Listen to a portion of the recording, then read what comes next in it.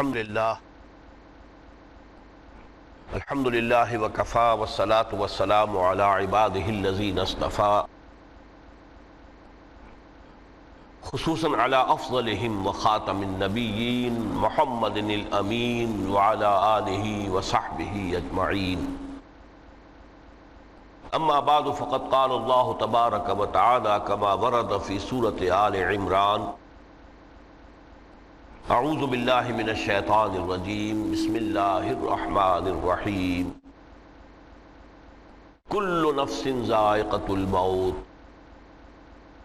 وانما توفون اجورکم یوم القیامہ فمن زحزح عن النار وادخل الجنة فقد فاز وما الحیاۃ الدنیا الا متاع الغرور رب اشرح لي صدري ويسر لي امري واحلل عقدة من لساني يفقهوا قولي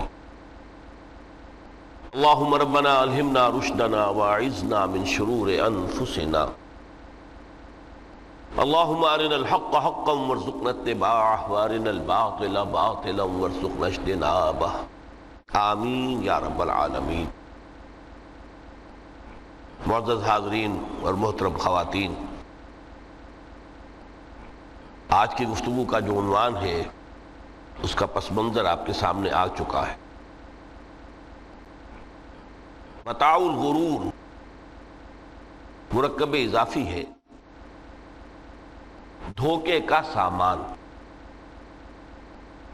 اور یہ ترکیب قرآن مجید میں دو جگہ وارد ہوئی ہے۔ ایک تو سورہ آل عمران کی آیت 185 ہے جو میں نے ابھی تلاوت کی ہے، اور ایک پھر سورہ حدید کی آیت نمبر 20 ہے جس کا تذکرہ میں بعد میں کروں گا۔ دو مقامات پر متاع الغرور، دھوکے کا سامان، اس حیات دنیاوی کو قرار دیا گیا ہے۔ وَمَا الْحَيَاةُ الدُّنْيَا إِلَّا مَتَاعُ الْغُرُورِ، یہ دنیا کی زندگی سوائے دھوکے کے سامان کی اور کچھ نہیں۔ دوسری آیت جو سورہ عنکبوت کی آیت ہے، اس لیے کہ یہ دھوکے کا سامان کس حوالے سے ہے، کس اعتبار سے یہ دنیا کی زندگی دھوکے کا سامان بنتا ہے، وہ اس آیہ مبارکہ کے بغیر بات واضح نہیں ہوگی۔ وَمَا هَذِهِ الْحَيَاةُ الدُّنْيَا إِلَّا لَهْوٌ وَلَعِبٌ، یہ دنیا کی زندگی تو سوائے کھیل اور تماشے کے اور کچھ نہیں۔ وَإِنَّ دَارَ الْآخِرَةَ لَهِيَ الْحَيَوَانُ، اور اصل زندگی تو آخرت کی زندگی۔ لو کانوا یعلمون، کاش کہ انہیں معلوم ہوتا۔ چار مقامات پر قرآن مجید میں اس دنیا کی زندگی کو لہو و لعب یا لعب و لہو سے تعبیر کیا گیا۔ دو جگہ متاع الغرور، چار جگہ لہو و لعب۔ لیکن کس اعتبار سے؟ غور طلب بات ہے۔ یہ دنیا کی زندگی اللہ نے ہمیں دی ہے، یہ کائنات اس نے بنائی ہے، اس میں اس نے ہمیں بھیجا ہے۔ ظاہر بات ہے کہ یہ تخلیق جو ہے یہ کسی کھلنڈرے کا کھیل نہیں ہے۔ ربنا ما خلقت ھذا باطلا، یہ کوئی وہم نہیں ہے، یہ حقیقت ہے، یہ واقعہ ہے، اللہ کی خلاقی کا مظہر ہے۔ یہ تمام چیزیں اپنی جگہ پر ہیں، جن سے یہ حیات دنیا بھی ایک بہت بڑی حقیقت بن کر سامنے آتی۔ یہ نہ وہم ہے نہ گمان ہے جیسا کہ بعض فلسفیوں کا خیال ہے، حقیقت ہے، واقعہ ہے، ٹھوس ہے، محسوس ہوتی ہے، اس کا دکھ اور کرب بھی محسوس ہوتا ہے، اس کی مسرت اور خوشی بھی محسوس ہوتی ہے۔ انی جاعل فی الارض خلیفہ، خلافت کا یہ تاج جو ہے حضرت آدم اور ان کی نسل کے سر پر رکھا۔ تو اس معنی میں یقیناً یہ حقائق ہے۔ ان کو دھوکے کا سامان کس اعتبار سے کہا؟ اگر تو حقیقت زندگی کا تصور ہمارے سامنے واضح رہے، جس کو علامہ اقبال نے کہا ہے خوبصورتی کے ساتھ، تو اسے پیمانہ امروز و فردا سے نہ ناپ، جاوداں پہم دواں ہر دم جواں ہے زندگی۔ یہ جو اللہ کی خلاقی کا نقطہ عروج ہے انسان، کلائمیکس آف ہز کریشن، قرآن مجید میں کہا گیا خلقتہ بیدی، میں نے اسے اپنے دونوں ہاتھوں سے بنایا۔ وَلَقَدْ كَرَّمْنَا بَنِي آدَمَ وَحَمَلْنَاهُمْ فِي الْبَرِّ وَالْبَحْرِ وَرَزَقْنَاهُمْ مِنَ الطَّيِّبَاتِ وَفَضَّلْنَاهُمْ عَلَى كَثِيرٍ مِّمَّنْ خَلَقْنَا تَفْضِيلًا۔ یہ اس کی شان ہے۔ اور آپ کو معلوم ہے قرآن مجید میں کس شد و مت سے اور کس تکرار کے ساتھ یہ بات واضح کی گئی کہ تمام ملائکہ سجدے میں گر گئے، نو ایکسیپشن۔ فَسَجَدَ الْمَلَائِكَةُ كُلُّهُمْ أَجْمَعُونَ، تین الفاظ جو ہیں تاکید کے لیے، سجدہ کیا الملائکہ، حصر ہے، الف لام، لام حصر ہے، تمام فرشتوں نے سجدہ کیا۔ پھر کہیں تمہیں مغالطہ نہ رہ جائے کہ شاید جبرائیل نہ ہو اور بڑے نہ اسرافیل، نہیں، کلہم، سب کے سب۔ پھر مزید کہیں تمہیں شبہ نہ رہ جائے، اجمعون، سب نے سجدہ۔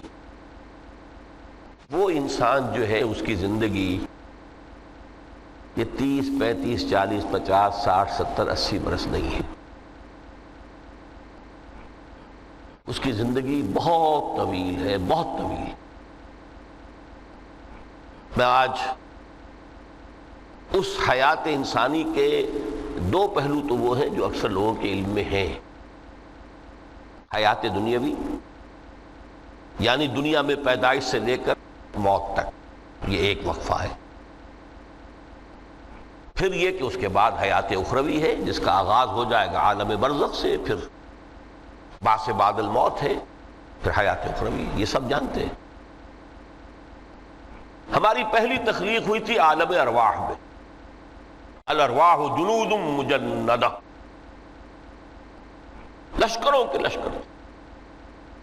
آدم سے لے کر آخری انسان جو دنیا میں پیدا ہوگا قیامت تک، سب کی ارواح عالم ارواح میں پیدا کر دی گئی۔ وہاں عہد لیا گیا، الست بربکم قالوا بلا، کیا میں تمہارا رب نہیں ہوں، مالک نہیں ہوں؟ ہم سب نے عہد کیا تھا، کیوں نہیں؟ شہیدنا، ہم گواہ ہیں، یہ عہد الست۔ اور ظاہر بات ہے کہ عہد جو ہوتا ہے جب تک انسان کو اپنی ذات کا شعور نہ ہو، خود شعوری نہ ہو، آپ دنیا میں معاہدہ کرتے ہیں تو کہتے ہیں کہ بقائمی ہوش و حواس میں یہ عہد کر رہا ہوں، معاہدہ کر رہا ہوں، تو ظاہر بات ہے کہ اس وقت ہم تھے اور ہوش و حواس کے ساتھ تھے، خود شعوری کے ساتھ تھے، لیکن صرف ارواح تھی، جسد نہیں تھے۔ ہم سے عہد لیا گیا اور پھر سلا دیا گیا۔ یہ پہلی موت تھی جو ہم پر وارد ہوئی ہے اس دنیا میں آنے سے پہلے، اس لیے کہ سورہ مومن کی ایک آیت میں فرمایا گیا ہے کہ جہنم میں لوگ جو ہیں فریاد کریں گے، ربنا امتنا اثنتین واحییتنا اثنتین فاعترفنا بذنوبنا فهل الی خروج من سبیل۔ اے اللہ تو نے ہمیں 2 مرتبہ مارا، 2 مرتبہ زندہ کیا، تو اب ایک مرتبہ اور صحیح، کہ یہاں سے نکلنے کا بھی کوئی راستہ ہے کہ نہیں؟ اتنے مراحل سے تو ہمیں لے کر آیا ہے، ایک مرحلہ اور سی۔ تو یہ 2 موتیں کون سی ہیں؟ پہلی موت وہ تھی جب ارواح کو موت کی نیند سلا دیا گیا۔ پھر عالم خلق جسے آج سائنٹسٹ کہتے ہیں، جس کا نقطۂ آغاز ہے بگ بینگ، عالم ارواح اس سے پہلے کی شے ہے، اس تک سائنس نہیں پہنچ سکتی، وہ سائنس سے ماورا ہے۔ لیکن جہاں سے سائنس شروع ہوتی ہے وہ عالم خلق کا آغاز ہے، بگ بینگ۔ وہ پھر مختلف مراحل، تنزل کے مراحل بھی آئے، ارتقاء کا مرحلہ بھی آیا، تفصیل میں جانے کا موقع نہیں۔ حدیث ہے متفق علیہ عبداللہ ابن مسعود سے رضی اللہ تعالی عنہ، اور جس کے اندر آغاز میں وہ کہتے ہیں کہ حضور نے ہمیں یہ بتایا، وَهُوَ الصادق المصدوق، دیکھنا تم کہیں شک میں نہ پڑ جانا، محمد کون ہے؟ الصادق المصدوق، جو سچے ہیں، جن کی سچائی کی اللہ گواہی دیتا ہے،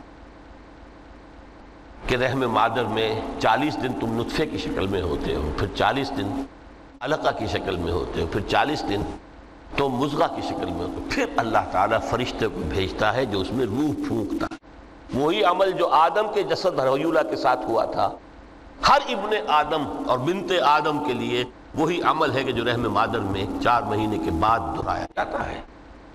یہاں سے حیات دنیاوی شروع ہوئی، پھر موت، یہ دوسری موت ہے۔ اب پہلی موت تو وہ تھی، لیکن دوسری موت یہاں سیپریشن ہو جائے گی۔ جو زمین سے آیا تھا تخلیقی مادہ، وہ زمین میں گیا، گل سڑ کر ختم ہوا۔ جو وہاں سے روح آئی تھی وہ اس زمینی وجود کا جو لب لباب ہے، جان، نفس، اس کو لے کر اپنے ساتھ، اور وہ جائے گی عالم بالا۔ پھر یہ ایک وقفہ ہے، پھر بعد سے بعد الموت ہے۔ تو احیاء بھی 2 ہو گئے، ایک مرتبہ پہلی موت، کیف تکفرون باللہ وکنتم امواتا فاحیاکم ثم یمیتکم ثم یحییکم ثم الیہ ترجعون۔ دوسرا احیاء وہ ہوگا قیامت کے دن، بعد سے بعد الموت، اور پھر اس کے بعد وہ زندگی ابدی زندگی ہے، ہمیشہ کی۔ یہ تصور سامنے رکھیے۔ تو یہ جو تھوڑا سا وقفہ، یہ تو زندگی بہت طویل ہے۔ تو اسے پیمانہ امروز و فردا سے نہ ناپ، جاویداں پہم دماں، ہر دم جمع ہے زندگی۔ اس میں یہ وقفہ جو ہے، خلق الموت والحیات لیبلوکم ایکم احسن عملا، یہ اس جسد کے ساتھ اس روح کا اتصال، اور یہ 30 40 50 60 70 80 100 برس کی عمر، یہ ایک وقفہ ہے، یہ امتحانی وقفہ ہے۔ تمہیں جانچا جا رہا ہے، پرکھا جا رہا ہے۔ ایکم احسن عملا، اس کو بھی اقبال نے اسی نظم میں خوب بیان کیا ہے کہ قلزم ہستی سے تو ابھرا ہے مانند حباب، اس نیا خانے میں تیرا امتحان ہے زندگی۔ اب اگر تو 2 چیزیں انسان پر واضح رہیں، اور نہ صرف واضح رہیں، مستحضر رہیں۔ واضح تو ہو جاتی ہے ایک چیز، پھر آدمی بھول جاتا ہے، تو کوئی فائدہ نہیں دیتا اس کے۔ مستحضر ایک یہ کہ اصل زندگی آخرت کی زندگی ہے، طویل ہے۔ بل توسرون الحیات الدنیا والآخرۃ خیر وابقیٰ، کلا بل تحبون العاجلہ وتذرون الآخرہ۔ تم اس عاجلہ کو پسند کرتے ہو، اس دنیا کی زندگی کو تم ترجیح دیتے ہو، جبکہ آخرت ہے جو باقی رہنے والی ہے، ابدی۔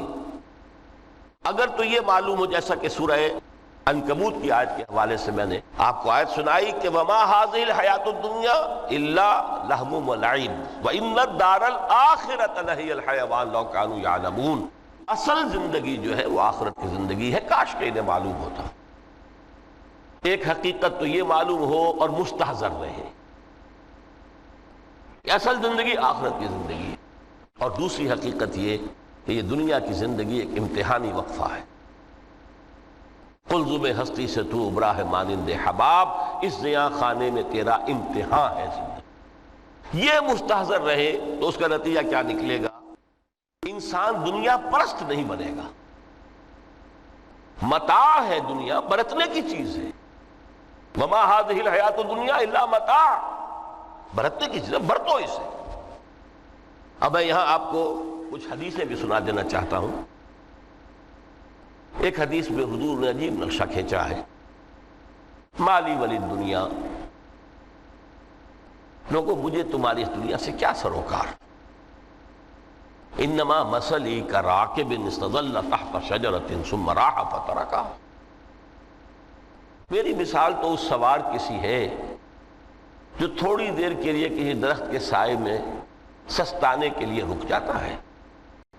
وہ اس درخت کو اپنی منزل نہیں سمجھتا، اپنا گھر نہیں سمجھتا، تھوڑی دیر کا سستانا ہے، پھر وہ اس درخت کو خیر بات کہتا ہے، اپنا راستہ لیتا ہے، اپنی منزل کی طرف روانہ ہو جاتا ہے۔ بس اتنا تعلق، منزل یاد رہے، میرا ٹھکانہ وہ ہے، میرا گھر وہ ہے، میری منزل وہ ہے، یہ راہ گزر ہے، یہ سفر ہے، یہ ایک وقفہ ہے، امتحانی وقفہ ہے۔ خلق الموت والحیات لیبلوکم ایکم احسن عملا۔ لیکن اب تیسری حدیث سنیے، اور یہ ہے وہ کہ جو اس دنیا کو، جو میں نے شروع میں کہا تھا، بڑی ٹھوس حقیقت ہے، یہ اللہ کی تخلیق ہے، سنجیدہ تخلیق ہے۔ ہم نے کوئی کھیل کود کے لیے تو نہیں بنایا ہے. ربنا ما خلقت ھذا باطلا. حضور فرماتے ہیں الدنیا مزرعۃ الآخرہ، دنیا آخرت کی کھیتی ہے. یہاں بوؤ گے تو وہاں کاٹو گے، یہاں بوؤ گے نہیں تو کاٹو گے کیا خاک. اس اعتبار سے غور کیجئے، یہ دنیا اور حیات دنیاوی کا ایک ایک لمحہ ایک بڑی عظیم حقیقت بن کر سامنے آتا ہے. ہماری حیات دنیاوی کا ایک ایک لمحہ ابدی ہے پوٹینشلی. کیوں کہ اس میں جو کچھ ہم کما رہے ہیں اس کے نتائج ابدی زندگی پر پھیلے ہوئے ملیں گے.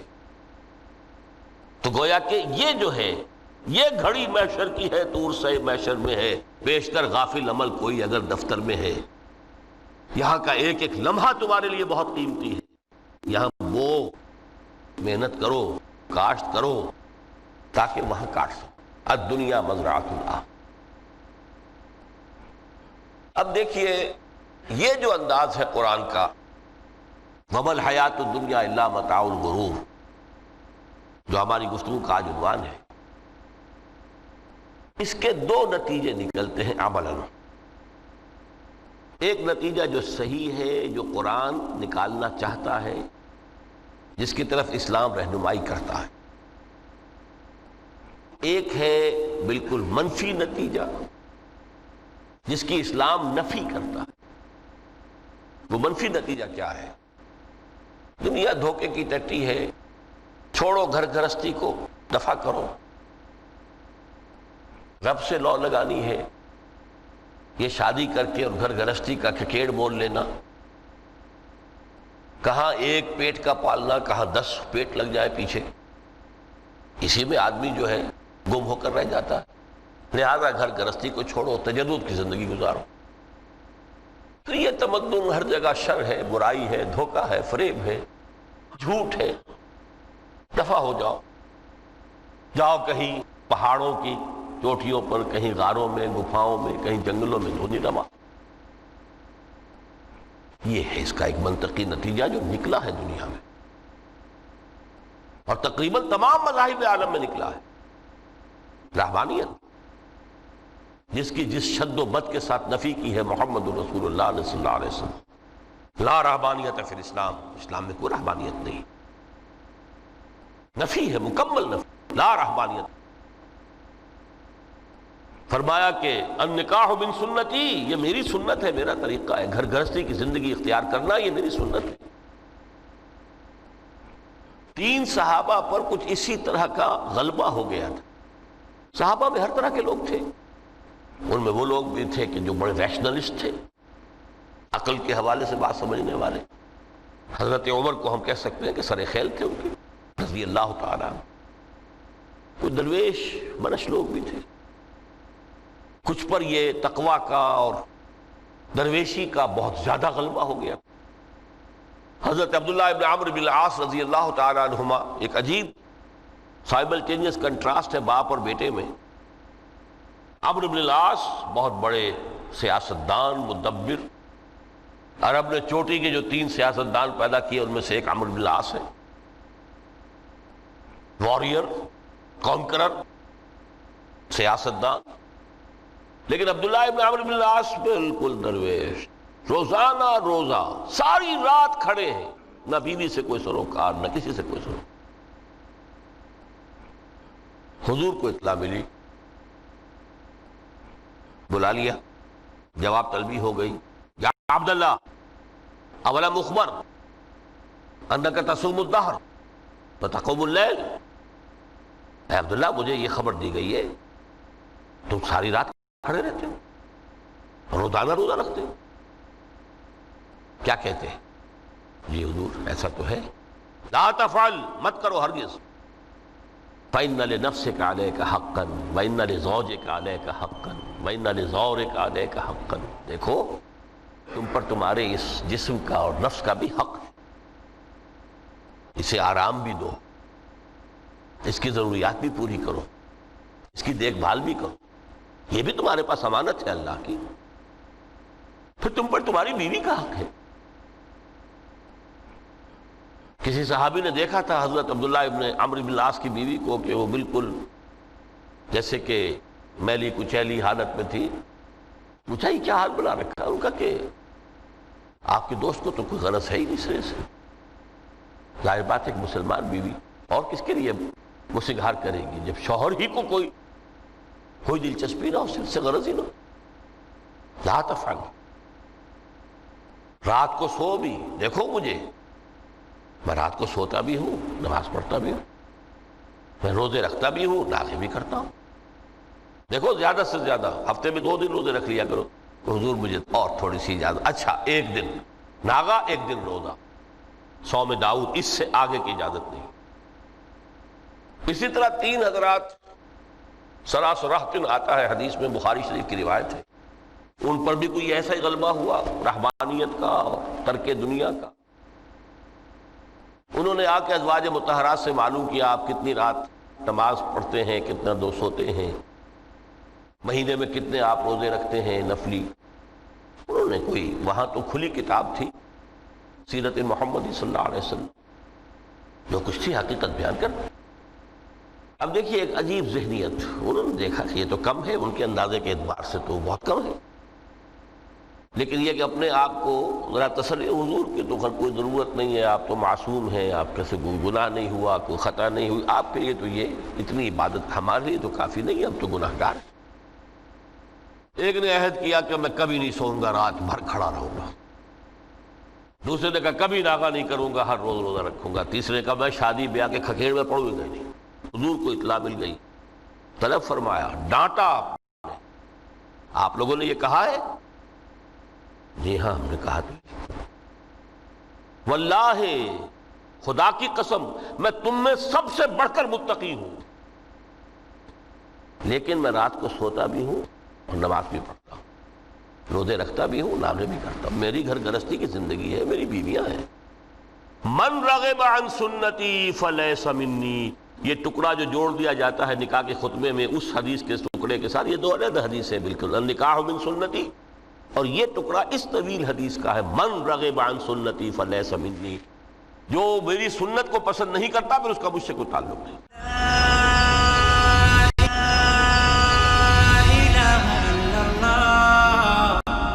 دنیا سے تعلق منقطع کرنا، پسپائی، گریز، فرار، اور اس کا نتیجہ کیا نکلتا ہے کہ دنیا پھر شریروں کے لیے رہ گئی، کھیلیں کودیں عیش کریں. جو سلیم الفطرت نیک لوگ تھے وہ تو گئے، لہذا ان کو اب کوئی روک ٹوک کرنے والا ہی نہیں، کوئی پوچھنے تاشنے والا نہیں. ظالم جو چاہے ظلم کرے اور جس طرح چاہے شریر جو ہے شرارتیں کرے. قرآن مجید میں سورہ حدید اس اعتبار سے نہایت عظیم صورت ہے، نہایت عظیم صورت ہے کہ وہاں یہ آیت بھی بہت ہی شاندار انداز میں آئی ہے، متاع الغرور والی، خاصی طویل آیت بن کر آئی ہے. اور جیسا کہ میں نے عرض کیا 4 جگہ تو حیات دنیاوی کو کہا گیا ہے صرف لہو و لعب یا لعب و لہو، لیکن یہاں جو ہے آیت نمبر 20، اعلموا انما الحیات الدنیا لعب و لہو و زینت و تفاخر بینکم و تکاثر فی الاموال والاولاد. 5 الفاظ کے حوالے سے اس حیات دنیاوی کے کچھ حقائق بیان کیے گئے. عام طور پر سرسری طور پر لوگ گزر گئے ہیں. محاورتاً جب بھی آتا ہے معاملہ لہو و لعب، لعب و لہو، وہ تو 4 جگہ ہے. یہاں 3 الفاظ مزید آئے ہیں، اور ترکیب کیا؟ پہلے لعب ہے پھر لہو ہے. سورہ عنکبوت میں لہو و لعب یہ در حقیقت ایک طرح سے محاورے کی شکل اختیار کر گیا، تماشا اور کھیل، لیکن نہیں، یہاں ترتیب کچھ اور ہے. اس پر اگر آپ غور کریں گے تو یہ ایک عجیب سا نقشہ سامنے آتا ہے. حیات دنیاوی کے 5 ادوار، جن میں سے ہر دور میں ایک شے انتہائی اہم ہوتی ہے، توجہ کا مرکز بنی ہوتی. ابتدائی دور ہے، بالکل بچہ بھی ہے، کھیل، بس لعب، اس کے سوا اسے کوئی زندگی سے سروکار ہی نہیں. زندگی کے تلخ حقائق ابھی اسے معلوم نہیں. بھوک لگی تو رو پڑے، ماں نے دودھ پلانا ہے، کھلانا ہے، ان سے تو کچھ نہیں کرنا اس. وہ لعب ہے، کھیل. لیکن تھوڑا سا آگے چلتے ہیں، ٹین ایجر سٹیج میں جب داخل ہوتا ہے آدمی تو اب وہ نرا کھیل، معصومانہ کھیل نہیں رہتا، اس میں تلذذ، سینشول گریٹیفیکیشن کا عنصر شامل ہو جاتا. اب اس کے کہا لہو. اعلموا انما الحیات الدنیا لعب و لہو. ذرا آگے بڑھیے تو انسان پر سب سے زیادہ دھن سوار ہو جاتی ہے، بناؤ سنگھار، میرا لباس فیشن کے مطابق ہو. کہیں ایسا نہ ہو مذاق اڑے. اپنے لباس کے بارے میں بہت کانشیس ہوگا، اپنے ہیئر کٹ کے بارے میں بہت کانشیس ہوگا، ہر چیز کے بارے میں بہت کانشیس. زینت، بناؤ سنگھار، آرائش، زیبائش. اس سے ذرا آگے گئے، تفاخر بینکم. یہ سمجھیے کہ تقریباً 30 برس کی عمر جب انسان کی ہوتی ہے، اب فخر، تفاخر، یا دولت پر فخر ہوگا، یا نسب پر فخر ہوگا، یا اپنی کسی سیاسی حیثیت پر فخر ہوگا، اپنی چودراہٹ پر فخر ہوگا. تفاخر بینکم. جسم میں جان میں چونکہ توانائی ہوتی ہے، قوت ہوتی ہے، لیکن اس کے بعد جب عمر ڈھلی بڑا ریئلسٹک ہو جاتا ہے انسان. پھر یہ جو چوتھی سٹیج تھی، اس میں تو یہ کہ مونچھ نیچی نہ ہو، چاہے سب کچھ میں اپنا خرچ کر دوں، داؤ پہ لگا دوں، لیکن مونچھ نیچی نہیں ہوگی. آخری سٹیج وہ ہوتی ہے کہ پھر ہوکا لگ جاتا ہے آدمی کو، تکاثر فی الاموال والاولاد، مال اور اولاد کی کثرت کثرت کثرت. اب یہ ہوتا ہے کہ مونچھ نیچی کیا، مونڈ بھی دی جائے تو کوئی حرج نہیں، مال آنا چاہیے. Very realistic.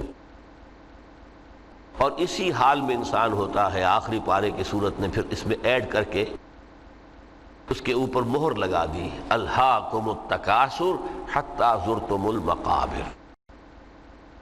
یہ تکاثر جو ہے پیچھا نہیں چھوڑتا. اتنی دولت بھی ہے کہ آپ کی 10 نسلیں کھا سکے اطمینان سے بیٹھ کر، تب بھی صبر نہیں. بڑے میاں کی ٹانگیں جو ہیں وہ قبر میں لٹکی ہوئی ہیں، لیکن تکاثر جو ہے، تکاثر مال، وہ پیچھا نہیں چھوڑتا. حتی زرتم المقابر، یہاں تک کہ قبروں تک جاؤ، قبر میں اتار دیا جائے، جب تک ٹانگیں صرف لٹکی ہوئی ہیں اس وقت تک نہیں. اس کے بعد تشبیہ دی ہے کہ یہ حیات دنیاوی کا جو ایک سائیکل ہے، اعلموا انما الحیات الدنیا لعب و لہو و زینت و تفاخر بینکم و تکاثر فی الاموال والاولاد.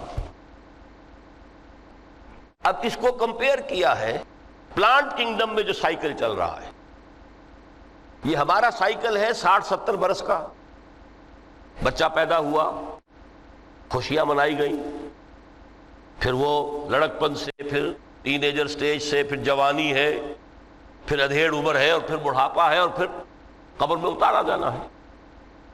لیکن یہ کہ پلانٹ کنگڈم میں سائیکل چلتی ہے. کمثل غیث اعجب الکفار نباتہ ثم یہیج فتراہ مصفرا ثم یکون حطاما. یہ 4 سٹیج ہیں. جیسے بارش برستی ہے تو سبزہ نمودار ہوتا ہے، اور کاشتکار کو بڑا اچھا لگتا ہے. اس نے بیج بویا تھا، اس نے محنت کی تھی، اس نے ہل چلایا تھا. اعجب الکفار نباتہ، اس کو بہت اچھا لگتا ہے، دل باغ باغ ہو جاتا ہے. جیسے آپ کے ہاں بیٹا ہوا، پوتا ہوا، خوشیاں مناتے ہیں آپ. کمثل غیث اعجب الکفار نباتہ ثم یہیج، پھر وہ فصل اپنی پوری قوت کو پہنچتی، فصل لہرا رہی ہے. فتراہ مصفرا، پھر وہ زرد ہو جاتی ہے. وہ ہریاول اب ختم ہوئی ہے، اب فصل پک گئی ہے، اب وہ زردی پر آ گئی ہے. ثم یکون حطاما، پھر وقت آتا ہے اگر وہ خضرو گھاس ہے تو پھر وہ چورا چورا ہو کر پھر وہ مٹی میں مل جاتی ہے. اور اگر فصل ہے تو کھیتی کٹ گئی، اس کے بعد کیا رہ گیا وہاں؟ وہ چورا ہی رہ جاتا ہے باقی. یہ لائف کا سائیکل چل رہا ہے، 3 مہینے کا ہو، 4 مہینے کا ہو. یہ ہے پلانٹ کنگڈم کا. وہ ہے سائیکل انسانی زندگی. اب فرمائی ٹیپ کی بات جو ہے، وَفِي الْآخِرَةِ عَذَابٌ شَدِيدٌ وَمَغْفِرَةٌ مِّنَ اللَّهِ وَرِضْوَانٌ۔ دیکھو دنیا کی زندگی تو ان سٹیجز سے ہو کر گزری جانی، جو پیدا ہوا ہے اس پر بڑھاپا بھی آئے گا، موت بھی آئے گی۔ کل نفس ذائقۃ الموت، جو سورہ آل عمران کی 185ویں آیت کا پہلا جملہ، ہر انسان کو جو پیدا ہوا موت آنی۔ اب یہ ہے کہ وہ کہیں آپ نے محل میں گزار لی زندگی، کسی کٹیا میں گزار لی زندگی، کسی کی فٹ پاتھ پر گزر گئی زندگی، زندگی گزر جاتی ہے، گزرتی ہے، اور ان 5 سٹیجز میں سے ہو کر گزرتی ہے۔ آپ گندی گلیوں میں بچوں کو کھیلتے ہوئے دیکھتے ہیں، وہ بھی کھیل رہے ہوتے ہیں، نالیوں کے پانی کے اندر کھیل رہے ہوتے ہیں، ان کا بھی کھیل ہے، گندے جوہڑ میں کھیل رہے ہوتے ہیں۔ وہ تو ہے زندگی کی وہ سٹیج جو ہے کھیل کی ہے۔ کسی کے پاس بڑے قیمتی کھلونے ہیں، ان سے کھیل رہا ہے، کوئی گلی ڈنڈا کھیل رہا ہے یا کچھ اور کھیل رہا ہے، لیکن وہ 5 سٹیجز تو آئیں گی۔ اعلموا انما الحیات الدنیا لعب ولہو وزینۃ وتفاخر بینکم وتکاثر فی الاموال والاولاد کمثل غیث اعجب الکفار نباتہ ثم یہیج فتراہ مصفرا ثم یکون حطاما وفی الآخرۃ عذاب شدید ومغفرۃ من اللہ ورضوان۔ آخرت میں جا کر یہ بائیفرکیشن ہو جانی ہے، یا تو شدید عذاب اور یا اللہ کی مغفرت اور رضا۔ Now the choice is yours، اما شاکرا و اما کفورا، فیصلہ تم خود کر لو۔ وما الحیات الدنیا الا متاع الغرور، یہاں بھی آخری الفاظ وہ ہے کہ دنیا کی زندگی دھوکے کے سوا کچھ نہیں۔ کیوں؟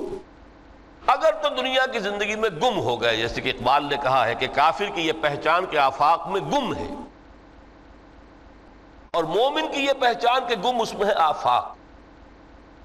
دنیا میں رہو، طالب دنیا نہ بنو، طالب عقبہ، طالب آخرہ۔ دنیا میں رہو، برتو، استعمال کرو، تمہارے لیے پیدا کیا گیا، بھائی برتو، متاع ہے، برتنے کی شے ہے۔ ہاں حلال اور حرام کی پابندیاں سامنے رکھو، باقی برتو۔ مطلوب یہ نہ ہو، مقصود یہ نہ ہو، منزل وہ رہے، مستحضر رہے، سامنے رہے کہ میں تو اجنبی ہوں، یہاں یہ میرا وطن نہیں ہے۔ الدنیا سجن المومن و جنت الکافر، جیسے کسی پرندے کو کسی پنجرے میں بند کر دیا گیا ہو، اس طرح ہمیں اس دنیا میں بھیج دیا گیا، اللہ کی مرضی ہے، اس نے بھیجا ہے۔ جب تک وہ چاہتا ہم رہیں گے یہاں، لیکن ہمارا دل یہاں نہیں لگے گا۔ بازار سے گزرا ہوں، خریدار نہیں ہوں، طالب دنیا نہ ہو، تب تو یہ کوئی دھوکے کا سودا نہیں، وطن نہیں، بالکل نہیں۔ حضور نے خود فرمایا مجھے تمہاری اس دنیا میں سے فلاں فلاں چیزیں بہت پسند ہیں، اور کس قدر ریئلسٹک ہیں۔ آپ نے عورتوں کے بارے میں فرمایا مجھے اس دنیا سے پسند ہے عورت، کوئی تصنع اور کوئی بھی تکلف اور کوئی خلاف فطرت بات نہیں کی محمد رسول اللہ صلی اللہ علیہ وسلم۔ آنکھوں کی ٹھنڈک میری نماز میں ہے، مجھے خوشبو پسند ہے، عورت کی طرف بھی آپ کا رجحان تھا۔ قرآن مجید میں آتا ہے نا، اے نبی اب کوئی اور نکاح آپ نہیں کریں گے، وَلَوْ أَعْجَبَتْكَ حُسْنُهُنَّ، چاہے ان کا حسن جو ہے وہ آپ کو اچھا لگے، اب اجازت نہیں ہے مزید، بس فل سٹاپ، جتنے نکاح ہو چکے۔ تو یہ دنیا کو حضور نے صلی اللہ علیہ وسلم دنیا پر سوار رہو، دنیا کو اپنے اوپر سوار نہ ہونے دو، بس بات صرف یہ ہے۔ کافر کی یہ پہچان کہ آفاق میں گم ہے۔ اسی لیے سورہ کہف کا ایک مرکزی مضمون ہے، پہلے رکوع میں بات آتی ہے اِنَّا جَعَلْنَا مَا عَلَى الْأَرْضِ زِینَةً لَهَا لِنَبْلُوَهُمْ أَيُّهُمْ أَحْسَنُ عَمَلًا۔ ہم نے اس دنیا پر جو کچھ ہے، یہ اسکائی اسکریپرز بن گئے ہمارے زمانے میں، اور یہ بلڈنگز ہیں اور یہ کچھ ہے، ہم نے زینت اور زیبائش اور آرائش بنا دیا ہے تاکہ آزمائیں۔ انہی کے حسن کے شکار ہو جاتے ہو اور ان کے پرستار بن کر رہ جاتے ہو۔ رخ روشن کے آگے شمع رکھ کر وہ یہ کہتے ہیں ادھر جاتا ہے دیکھیں یا ادھر پروانہ آتا ہے، پھر بھی اللہ ہی کے عاشق بنے رہو، اللہ ہی سے محبت کرو تو کامیاب ہو گئے۔ دنیا کو برتو، اگر دنیا یہ عروس ہزار داماد جو ہے اگر کہیں یہ محبوبہ بن گئی تو گئے، ختم۔ اچھا دیکھیے اس سورہ حدید میں اب یہ دنیا کی حقیقت کو اس طرح بیان کر کے دو نتیجے جو اس سے نکلتے ہیں ان کو علیحدہ علیحدہ بیان کر دیا۔ ایک نتیجہ جو میں بیان کر چکا، رہبانیت، ترک دنیا، اس کی نفی کرتے ہوئے فرمایا وَلَقَدْ أَرْسَلْنَا نُوحًا وَإِبْرَاهِيمَ وَجَعَلْنَا فِي ذُرِّيَّتِهِمَا النُّبُوَّةَ وَالْكِتَابَ فَمِنْهُمْ مُهْتَدٍ وَكَثِيرٌ مِّنْهُمْ فَاسِقُونَ ثُمَّ قَفَّيْنَا عَلَىٰ آثَارِهِمْ بِرُسُلِنَا وَقَفَّيْنَا بِعِيسَى ابْنِ مَرْيَمَ وَآتَيْنَاهُ الْإِنجِيلَ وَجَعَلْنَا فِي قُلُوبِ الَّذِينَ اتَّبَعُوهُ رَأْفَةً وَرَحْمَةً وَرَهْبَانِيَّةً ابْتَدَعُوهَا مَا كَتَبْنَاهَا عَلَيْهِمْ۔ اصل مضمون یہ تھا جس کے لیے تمہید اتنی لمبی باندھی، ہم نے نوح کو بھیجا، ابراہیم کو بھیجا، ان کی اولاد میں ہی نبوت اور کتاب رکھ دی، پھر ان کے نقش قدم پر ہم نے اٹھایا عیسیٰ ابن مریم کو، انہیں انجیل دی، اور جو لوگ ان پر ایمان لائے ان کے دلوں میں رحمت اور رافت کے جذبات پیدا کر دیے، انسانی ہمدردی۔ حضرت عیسیٰ کا جو اپنا مزاج تھا، ظاہر بات ہے کہ آپ کے حواریین اور آپ پر ایمان لانے والوں میں اسی کا ایک عکس پیدا ہونا تھا، لہذا وہ ایک خاص کیفیت، لیکن فرمایا ایک شے کو انہوں نے بدعت کے طور پر ایجاد کر لیا، وَرَهْبَانِيَّةً ابْتَدَعُوهَا مَا كَتَبْنَاهَا عَلَيْهِمْ، رہبانیت کی انہوں نے بدعت ایجاد کر لی، یہ انہوں نے کی ہے، ہم نے یہ ان پر فرض نہیں کی۔ یہ ہے وہ منفی نتیجہ، گریز، خانقاہوں میں جا کر بیٹھ جاؤ، موناسٹسزم، تجرد کی زندگی گزارو، نتیجہ اس کا کیا نکلتا ہے کہ بظاہر راہب اور راہبائیں رہ رہے ہیں اور اندر جو حرام کاری کے بازار چل رہے ہیں، اور تہخانوں کے اندر حرامی بچوں کی قبروں کے قبرستان بنے۔ ہسٹری آف کرسچین موناسٹسزم پر کتابیں پڑھ لیجیے، خود انہوں نے اپنے سارے جو ہیں بخیے ادھیڑ کر خود رکھ دیے۔ یہ رہبانیت، یہ اسلام کا راستہ نہیں ہے۔ احادیث کے حوالے سے میں آپ کے سامنے پہلے بیان کر چکا ہوں، میں بعد میں تھوڑا سا عرض کروں گا کہ ہمارے ہاں بھی یہ رسم کیوں آئی اور کیسے آئی۔ الحمدللہ اس درجے میں نہیں آئی جس درجے میں کہ کرسچینٹی میں آئی ہے، الحمدللہ ثم الحمدللہ، لیکن کسی درجے میں اگر آئی ہے تو کیوں آئی ہے یہ میں بعد میں عرض کروں گا۔ لیکن اس کا مل حیات الدنیا الا متاع الغرور کا دوسرا نتیجہ کیا ہے؟ پہلا نتیجہ تھا گریز کا، پسپائی کا، فرار کا، معاشرے سے نکل بھاگنے کا، تاکہ معاشرے میں اشرار کھل کھیلیں، جو چاہیں کریں۔ ایک راستہ یہ ہے، ترک دنیا کے معنی ہیں ترک لذات دنیاوی، آسائشوں کو ترک کرنا، سختیاں جھیلنا، کس لیے؟ تاکہ دنیا سے ظلم کا خاتمہ ہو، باطل کا تختہ الٹ دیا جائے، ظلم کا استیصال۔ ظاہر بات ہے ظالم آسانی سے ظلم نہیں چھوڑے گا، ایکسپلائٹر وعظ و نصیحت سے ایکسپلائٹیشن سے باز نہیں آئے گا۔